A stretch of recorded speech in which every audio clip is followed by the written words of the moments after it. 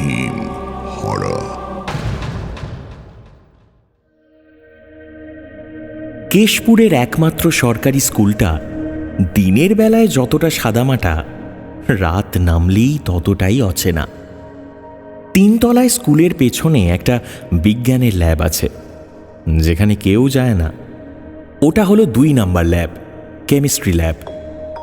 বাকি ল্যাবগুলো রয়েছে 2 তলায়। এই 2 নাম্বার ল্যাবটা নিয়ে স্কুলের মধ্যে নানান গুজব ছড়িয়েছিল, বিশেষ করে এই ল্যাবের দায়িত্বে থাকা বয়স্ক মাস্টারমশাই শিবনাথ স্যারকে নিয়ে। শিবনাথ স্যার অবশ্য অদ্ভুত স্বভাবের একজন মানুষ ছিলেন। প্রায় 60 ছুঁই বয়স, চোখে মোটা ফ্রেমের চশমা, কথা কম বলতেন, আর দেখতেও সাধারণ মানুষের মতো ছিলেন না, একটু অদ্ভুত গোছের। স্কুল ছুটির পরেও তাকে প্রায়ই ওই 2 নাম্বার ল্যাবে দেখা যেত।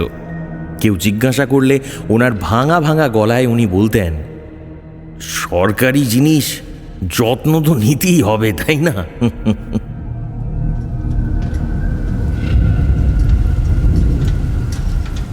এক সন্ধ্যায় একাদশ শ্রেণীর 2 ছাত্র শুভময় আর রাসমান ভুল করে 3 তলার ওই 2 নাম্বার ল্যাবের ভেতর আটকা পড়ে যায়। ঠিক সেই সময় বাইরে ভয়ঙ্কর ঝড় ওঠে। হঠাৎই চারদিকে অন্ধকার নেমে আসে। বাস, লোডশেডিং। নিস্তব্ধ অন্ধকারে ডুবে থাকা ল্যাবরেটরির ভেতর এখন কেবল ভেসে আসছে তীব্র কেমিক্যালের গন্ধ। চারিদিক ছড়িয়ে থাকা পুরনো যন্ত্রপাতির ছায়াগুলো অদ্ভুতভাবে দেওয়ালে নড়াচড়া করছে, যেন অন্ধকারে কোনো অজানা রহস্য লুকিয়ে আছে এই ল্যাবরেটরির দেওয়ালগুলোতে। সেই নিঃশব্দ ভৌতিক পরিবেশে শুভময় আর রাসমান দুজনেই বুঝতে পারছিল না এখন ওদের সামনে ঠিক কোন জিনিসটা অপেক্ষা করে আছে। হঠাৎ ওরা শুনতে পেল ধীরে ধীরে পায়ে হাঁটার শব্দ। 2 বন্ধু লুকিয়ে পড়ল একটা আলমারির পেছনে। কে কে আছে ওখানে? শিবনাথ স্যারের কাঁপা গলা ভেসে এলো। তার হাতে একটা টর্চ। টর্চের সাদা আলো অন্ধকার ঘরের ভেতর কাঁপতে কাঁপতে ঘুরে বেড়াতে লাগলো। সেই আলোয় হঠাৎই দেখা গেল শিবনাথ স্যারের মুখ। মুখটা অস্বাভাবিক রকম ফ্যাকাশে, যেন কোনো গভীর ক্লান্তি বা অদ্ভুত কোনো একটা রহস্য লুকিয়ে আছে সেখানে। তিনি একটাও কথা বললেন না। নিঃশব্দে হেঁটে গিয়ে দাঁড়ালেন কোণের সেই পুরনো আলমারির সামনে। কয়েক সেকেন্ড নীরবে দাঁড়িয়ে থাকার পর ধীরে ধীরে আলমারির দরজাটা খুললেন। আর দরজাটা খোলার সঙ্গে সঙ্গেই ভেতর থেকে একটা খাতা মাটিতে পড়ে গেল। আলমারির পেছনে লুকিয়ে থাকা শুভময় আর রাসমান স্পষ্ট দেখতে পেল খাতাটা। কৌতূহল আর ভয়ের মিশ্র অনুভূতিতে ওরা পাতাগুলো লক্ষ্য করতে লাগল। পাতা খুলতেই ওদের বুকের ভেতরটা যেন হঠাৎ ঠান্ডা হয়ে গেল। খাতার পাতায় পাতায় লেখা আছে অনেক ছাত্রছাত্রীর নাম, আর প্রতিটা নামের পাশে একটা তারিখ, আর তারও পাশে একটাই শব্দ, প্রেজেন্ট। রাসমান ধীরে ধীরে ফিসফিস করে বলল, এগুলো তো হারিয়ে যাওয়া স্টুডেন্টদের নাম রে। এদের পাশে প্রেজেন্ট লেখা আছে কি করে? শুভময় কাঁপা গলায় বলল, হ্যাঁ ঠিক বলছিস, আমিও তো বুঝতে পারছি না। এই দেখ, পাপিয়া, রোহিত, কৌশিক, এরা তো সবাই বছর খানেক আগে নিখোঁজ হয়ে গেছিল রে। সেই মুহূর্তেই ওরা স্পষ্ট বুঝতে পারল এই জায়গায় এসে ওরা ওদের জীবনের সব থেকে বড় ভুল করে ফেলেছে। শুভময় ভয়ে ফিসফিস করে বলল, ভাই আমাদেরও কি একই হাল হবে? নিখোঁজ হয়ে যাব নাকি রে? হ্যাঁ, আমার ভয় করছে।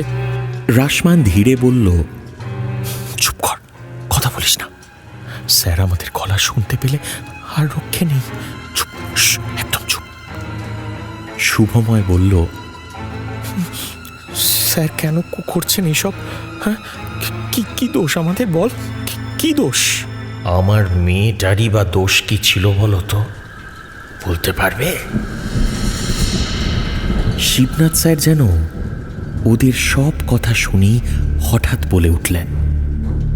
তার কণ্ঠে ছিল জমে থাকা অসহায়তা এবং রাগ। তিনি আবার বললেন, আমার মেয়েটাও তো এই স্কুলেরই ছাত্রী ছিল। এই ল্যাবেই ওর মৃত্যু হয়েছিল। অথচ রিপোর্টে লেখা ছিল অ্যাবসেন্ট। কেন? সেও তো আর 5টা সাধারণ মেয়ের মতোই ছিল। তাহলে ওর মৃত্যুর কোনো বিচার হলো না কেন?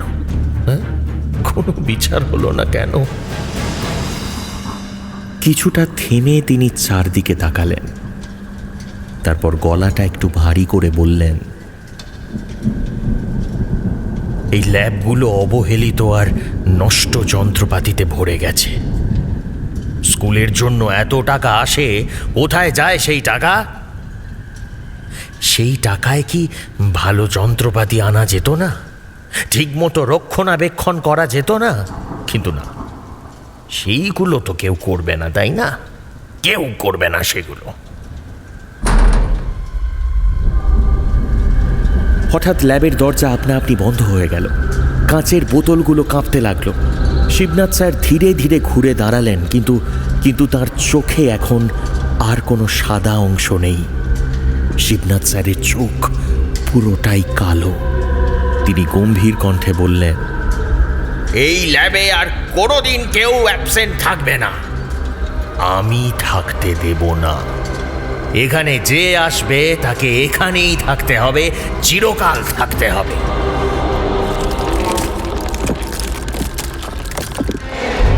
হঠাৎ মেঝে ফেটে কালো হাত বেরোতে শুরু করলো। শুভময় আর রাশমান দুজনেই ভয়ে চিৎকার শুরু করলো, বাঁচাও, আমাদের বাঁচাও, বাঁচাও, বাঁচাও, ভয় লাগছে, বাঁচাও, বাঁচাও, বাঁচাও, করবেন না স্যার, আমাদের বাঁচাও, শুভ, কিছু কর স্যার, করবেন না। রাশমান বল না স্যার। বাইরে ঝড়ের শব্দে ল্যাব কেঁপে উঠল আবার। মেঝে ফেটে বেরোনো কালো হাতগুলো ধীরে ধীরে শুভময় আর রাশমানের দিকে এগোতে লাগলো। শিবনাথ স্যার এক দৃষ্টিতে ওদের দিকে তাকিয়ে থাকলেন। তার মুখে তখন এক অদ্ভুত শান্তির হাসি। চিৎকার করো না, চিৎকার করো না। এখন চিৎকার করে কোনো লাভ নেই। এই ল্যাবে সব কিছু আমার ইচ্ছে অনুযায়ী হয়। চিৎকার করে কোনো লাভ নেই। শুভময় অজ্ঞান হয়ে পড়ে গেল মেঝেতে। তার কানে শিবনাথ স্যারের গলা ভেসে এলো খুব কাছ থেকে। তোমাদের নামও এবার লিখে রাখতে হবে, হ্যাঁ? শুভময় মুখার্জি, মোহাম্মদ রাশমান আলী। কি ঠিক বললাম তো? হঠাৎই ল্যাবের সব শব্দ থেমে গেল। কিছুক্ষণ পর আলো জ্বলে উঠল আবার। হঠাৎ ঘুম ভেঙে চোখ মেলল শুভময়, কিন্তু সামনে তাকিয়ে ওর মাথা আবার ঝিমঝিম করে উঠল। এমন কিছু দেখল যা দেখার জন্য ও মোটেও প্রস্তুত ছিল না। শুভময় দেখল সে আর রাশমান দুজনই শুয়ে আছে মেঝেতে, আর ওদের চারপাশে প্রায় 15-20 জন ছেলে মেয়ে স্কুলের ইউনিফর্ম পরে ওদের দিকেই বসে আছে, এক দৃষ্টিতে ওদের দিকে তাকিয়ে। মেঝেতে কোনো ফাটা ফুটো কিচ্ছু নেই, কোনো কালো হাতও নেই। শুধু ওদের পাশেই রাখা রয়েছে সেই খাতাটা। শুভময় সেই খাতার পাতা উল্টে দেখল আবার। শেষ পাতায় লেখা শুভময় মুখার্জি, মোহাম্মদ রাসমান আলী, আর ওদের নামের পাশে লেখা আজকের তারিখ। হঠাৎ একটা গলার স্বর ভেসে এলো ওদের কাছে। শুভময়, শুভময়, তোমার নামের পাশে প্রেজেন্ট লিখে দিও। আজ থেকে তুমি আর তোমার বন্ধু রাসমান এই ল্যাবের নতুন সদস্য হলে। নতুন সদস্য।